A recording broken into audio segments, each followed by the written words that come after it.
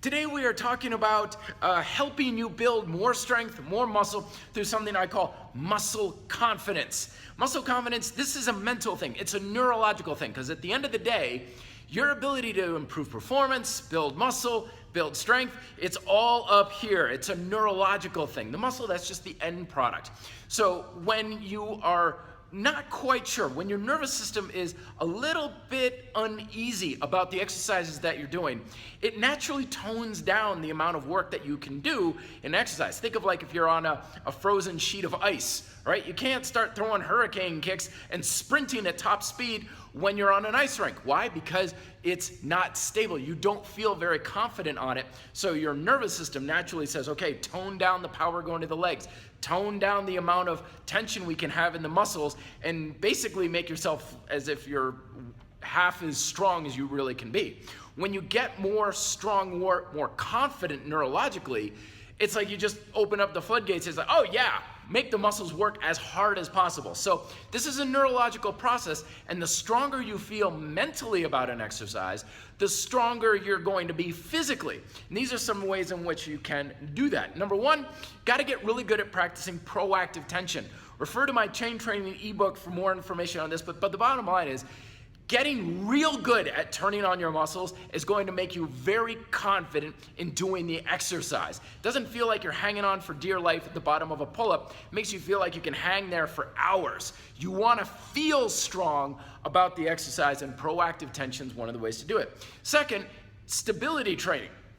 Okay, use unstable objects, neuro grips, gymnastics rings. Progressive calisthenics has an inherent instability, an amount of instability built into the progressions of convict conditioning.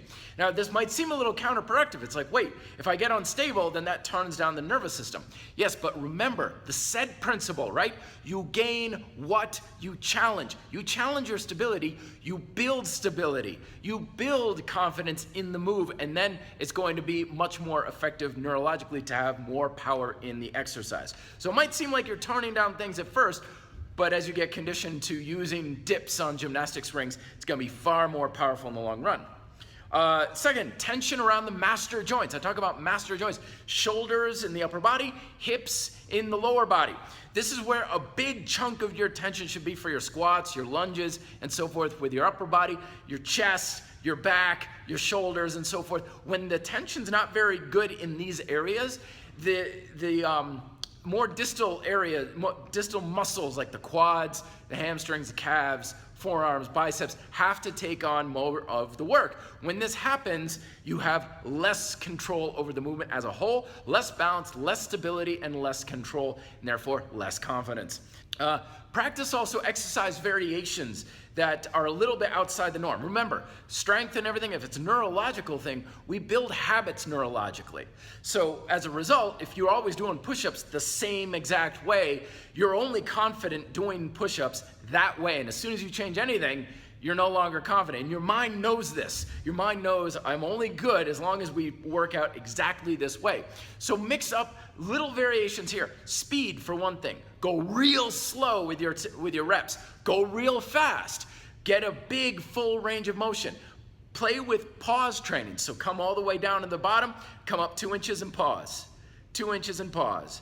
2 inches and pause. Find these little areas in your ranges of motion and your techniques that you're not entirely sure about, and hammer them like crazy so you become more confident in those ways. And then finally, the last thing is practice, practice, practice, practice.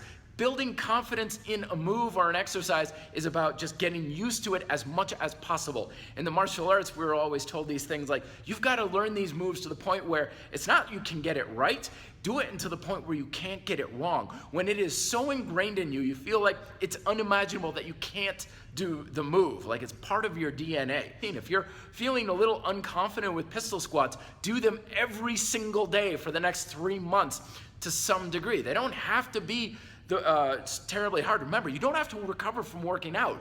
You only need to recover from fatigue. So manage your fatigue. Don't work to a high level of fatigue each time, but build up a high level of confidence in the move so it doesn't feel like it's this big deal to do that you got to really prepare yourself for.